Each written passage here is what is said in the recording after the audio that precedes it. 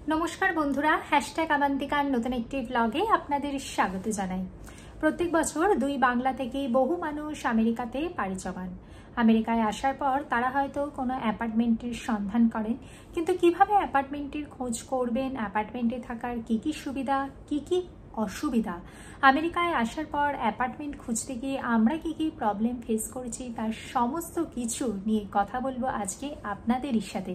তাই যারা পরবর্তীকালে আমেরিকায় এসে অ্যাপার্টমেন্টের খোঁজ করবেন বলে ভাবছেন, তাদের জন্যই এই স্পেশাল ভিডিওটি ভালো লাগলে লাইক করবেন, চ্যানেলটিকে অবশ্যই সাবস্ক্রাইব করবেন।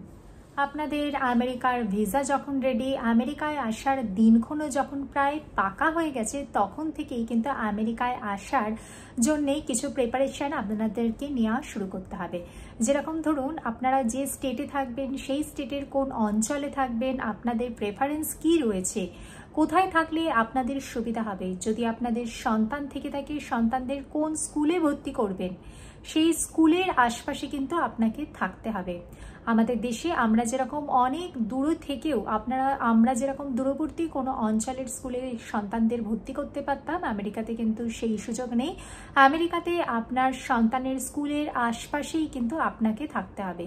যদি আপনার প্রেফারেন্স হয়ে থাকে মার্কেট প্লেসের পাশে থাকবেন, যদি আপনার প্রেফারেন্স হয়ে থাকে আপনার অফিস এরিয়ার কাছাকাছি কোনো অঞ্চলে থাকবেন, সেই অনুযায়ী আপনারা কিন্তু কতগুলো অ্যাপার্টমেন্ট দেশ থেকেই কিন্তু শর্ট আউট করে আসবেন।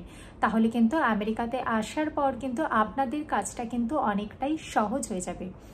আমেরিকাতে অ্যাপার্টমেন্ট খোঁজার জন্য আপনারা দেশ থেকেই apartment.com এই ওয়েবসাইটের সহায়তা নিতে পারেন, বা zillow.com এই ওয়েবসাইটেরও সহায়তা নিতে পারেন। আমি এখানে কোনো পেইড প্রমোশন করছি না, আমরা আমাদের বাস্তব কথাটা আপনাদের সাথে শেয়ার করছি। আমরাও যখন আমেরিকায় এসেছিলাম, তখন আমেরিকাতে আসার আগে আমাদের দেশ থেকে apartment.com থ্রু আমরাও কতগুলি প্রপার্টি শর্টলিস্ট করে এসেছিলাম। তার ফলে আমাদেরও কিন্তু আমেরিকায় আসার পর আমাদের কাজটা কিন্তু অনেক সহজ হয়ে গেছিল। কারণ প্রথম অবস্থায় আমেরিকায় আসার পর আপনাদের কিন্তু প্রচুর কাজ থাকবে। একে তো নতুন দেশ, নতুন তার সমস্ত কালচার, একে নতুন অফিস, এবং তার পাশাপাশি SSN নাম্বার, অ্যাপার্টমেন্ট খোঁজা, ব্যাংক অ্যাকাউন্ট, ক্রেডিট কার্ড, সমস্ত কিছু কাজ কিন্তু আপনাকেই সামলাতে হবে। তাই যতটা পারবেন আপনারা কোন অ্যাপার্টমেন্টে থাকবেন, কোন অঞ্চলে থাকবেন, তার যদি একটা হোমওয়ার্ক করে আসেন, তাহলে কিন্তু আপনাদের অনেকটাই সুবিধা হয়ে থাকবে। অ্যাপার্টমেন্ট নেবার আগে আপনাদের অ্যাপার্টমেন্ট ভিজিট করতে হবে। অ্যাপার্টমেন্ট ভিজিট করার জন্য সেই অ্যাপার্টমেন্টের লিজিং অফিসে কন্ট্যাক্ট করবেন। সেখানেতে কন্ট্যাক্ট করে অ্যাপয়েন্টমেন্ট কিন্তু আপনাদের বুক করতে হবে। মনে রাখবেন, উইথাউট অ্যাপার্টমেন্ট কিন্তু এখানেতে অ্যাপার্টমেন্ট ভিজিট কিন্তু প্রায় যায় না। এখানে মনে রাখবেন, সানডে সমস্ত লিজিং অফিস বন্ধ থাকে, ইভেন অনেক লিজিং অফিস কিন্তু শনিবারেও বন্ধ থাকে। সেই অনুযায়ী কিন্তু আপনাদেরকে কিন্তু অ্যাপার্টমেন্ট ভিজিট করতে হবে। অ্যাপার্টমেন্ট ভিজিট করার সময় অবশ্যই আইডি প্রুফ সাথে রাখবেন। যারা দেশ থেকে প্রথম অবস্থায় আসছেন তারা অবশ্যই পাসপোর্ট সাথে রাখবেন। আইডি প্রুফ ছাড়া কিন্তু অ্যাপার্টমেন্ট ভিজিট করা যায় না। অ্যাপার্টমেন্ট ভিজিট করতে যাওয়ার সময় অবশ্যই আপনাকে কতগুলি বিষয় মাথায় রাখতে হবে। আপনার অ্যাপার্টমেন্টটা যে অঞ্চলে অবস্থিত, সেই অঞ্চলের ক্রাইম রেট কিরকম। ক্রাইম রেট অবশ্যই আপনারা গুগল সার্চ করলে পেয়ে যাবেন। এর পাশাপাশি আপনাকে অ্যাপার্টমেন্ট ভিজিট করার সময় আরও কতগুলি বিষয় মাথায় রাখতে হবে, যেরকম আপনার অ্যাপার্টমেন্টে যে সমস্ত অ্যাপ্লায়েন্সেসগুলো রয়েছে তার কন্ডিশন কিরকম। আমেরিকাতে বেশিরভাগ অ্যাপার্টমেন্টেই কিচেনই ওয়েল ফার্নিশড হয়ে থাকে, সেখানেতে রেফ্রিজারেটর, ডিশ ওয়াশার, মাইক্রোওভেন এইগুলো সাথে থাকে। তাদের কন্ডিশন কিরকম। এর পাশাপাশি সেখানে কোনো ওয়াশার ড্রায়ারের ব্যবস্থা রয়েছে কিনা। যদি ওয়াশার ড্রায়ার আপনার অ্যাপার্টমেন্টে না থেকে থাকে, তাহলে জানবেন সেগুলো কমন এরিয়াতে রয়েছে। কমন এরিয়ার ওয়াশার ড্রায়ার ইউজ করতে গেলে কিন্তু আপনাকে হয়তো পেমেন্ট করতে হবে, সেই ব্যাপারগুলো কিন্তু ডিটেলে আপনাকে জেনে নিতে হবে। এর পাশাপাশি আপনার অ্যাপার্টমেন্ট কত বছরের পুরনো, সেখানেতে কি ফ্যাসিলিটি রয়েছে, অ্যাপার্টমেন্ট গেটেড কমিউনিটি কিনা, এই ব্যাপারগুলোও কিন্তু একটু মাথায় রাখতে হবে। এর পাশাপাশি আপনাকে জানতে হবে সেখানে ইলেকট্রিসিটির কি ব্যবস্থা। ইলেকট্রিসিটি আপনাকে কি অ্যাপার্টমেন্ট থেকে নিতে হবে, নাকি আপনি পার্সোনালি অ্যাপ্লাই করতে হবে।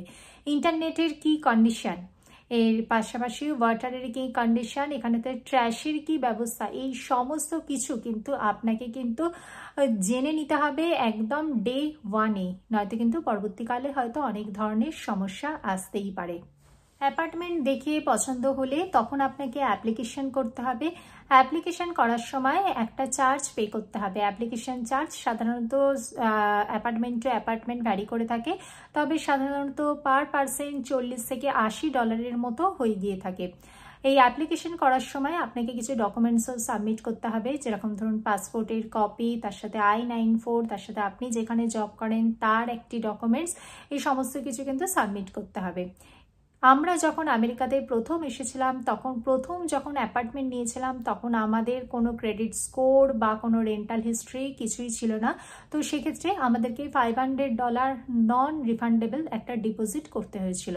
এক্ষেত্রে যদি ভালো ক্রেডিট স্কোর থেকে থাকে, রেন্টাল হিস্ট্রি থেকে থাকে, তাহলে কিন্তু পরবর্তী ক্ষেত্রে কিন্তু অনেকটা বেশি সুবিধা হয়ে থাকে।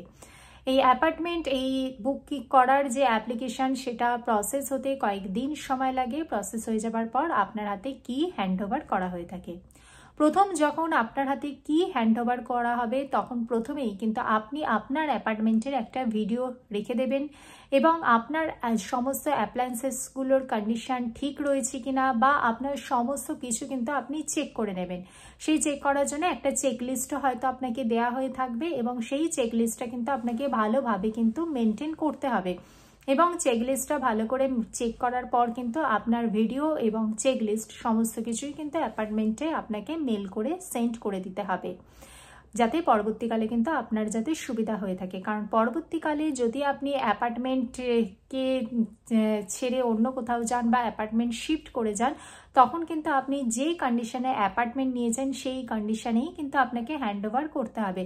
তখন কিন্তু এই চেকলিস্ট এবং এই যে অ্যাপার্টমেন্টের ভিডিও সেইগুলো কিন্তু আপনার অনেক কাজে লেগে থাকবে। আমেরিকাতে অ্যাপার্টমেন্ট ছাড়াও কন্ডো হাউস বা সিঙ্গেল হাউস এইগুলোও আপনারা বুক করতে পারেন। তবে আমি ব্যক্তিগতভাবে মনে করি প্রাথমিক অবস্থায় আমেরিকায় আসার পর অ্যাপার্টমেন্ট নেওয়াটাই অনেক বেশি সহজ, কারণ অ্যাপার্টমেন্টগুলোতে সিকিউরিটি অনেকটা বেশি থাকে, কারণ বেশিরভাগ অ্যাপার্টমেন্টই গেটেড কমিউনিটি হয়ে থাকে আর রেসপন্সিবিলিটি কিন্তু অনেক কম থাকে। যেরকম ধরুন ট্র্যাশ ক্লিনিং বা ধরুন কোনো সিকিউরিটি ইস্যু বা কোনো মেনটেন্যান্স সংক্রান্ত যদি কিছু প্রবলেম হয়ে থাকে তাহলে সমস্তটাই কিন্তু অ্যাপার্টমেন্টের যে অথরিটি তারাই কিন্তু সে সমস্ত কিছু সামলায়। সেক্ষেত্রে যদি সিঙ্গেল হাউস বা কন্ডো হাউস হয়ে থাকে তাহলে যিনি কন্ডো হাউস বা সিঙ্গেল হাউসের ওনার তাকে কিন্তু সমস্তটাই সামলাতে হয়ে থাকে। এরপরেতে যে অ্যাপার্টমেন্ট নিলে আরেকটি যে সুবিধা পাওয়া যায় সেটি হলো যে প্রত্যেক মাসের যে রেন্ট পে করার সময় তার যে বিল সেটা কিন্তু অনেক বেশি সিস্টেমেটিক হয়ে থাকে, বা তার যে ক্লিনিং ফ্যাসিলিটি এটাও অনেক বেশি সিস্টেমেটিক হয়ে থাকে। কারণ তার একটা লিজিং অফিস থেকে থাকে, তার একটা প্রপার ডকুমেন্টস থেকে থাকে, যেটা কিন্তু আমরা অনেক সময় সিঙ্গেল হাউস বা কন্ডো হাউসে কিন্তু যেটা অনেক সময়তেই অভাব থেকে থাকে। আর তো বললামই এখানেতে মেনটেন্যান্সের অনেক বেশি সুবিধা পাওয়া যায় বা ট্রাশ ক্লিনিংয়েরও অনেক বেশি সুবিধা পাওয়া যায়, আর সর্বোপরি রেসপন্সিবিলিটি অনেক বেশি কম থাকে এই সমস্ত অ্যাপার্টমেন্টে থাকার ফলে। তবে অ্যাপার্টমেন্টের যেমন কিছু সুবিধা রয়েছে সেরকম কিছু অসুবিধাও রয়েছে। অ্যাপার্টমেন্টের অসুবিধার মধ্যে যেটি হলো, যেহেতু এটি অ্যাপার্টমেন্ট এবং আমেরিকাতে যেহেতু বেশিরভাগই কাঠের বাড়ি হয়ে থাকে, তাই ওপরের ফ্লোরে যখন কেউ খুব জোরে হাঁটাচলা করে তখন নিচের ফ্লোর থেকে তার একটা আওয়াজ শোনা যায়। এই রকম কিছু অসুবিধা হয়ে থাকে এবং অ্যাপার্টমেন্টে যেরকম প্রত্যেকটা জায়গারই যেরকম কিছু সুবিধা রয়েছে সেরকম তো কিছু অসুবিধাও রয়েছে। আর হ্যাঁ, অ্যাপার্টমেন্ট নেওয়ার সময় কিন্তু আপনি সমস্ত কিছু ভালো করে চেক করে নেবেন।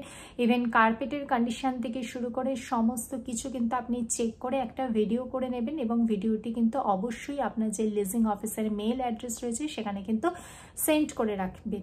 ভিডিওটি ভালো লাগলে লাইক করবেন, চ্যানেলটিকে সাবস্ক্রাইব করবেন। দেখা হচ্ছে পরবর্তী ভিডিওতে। ভালো থাকবেন, সুস্থ থাকবেন। নমস্কার।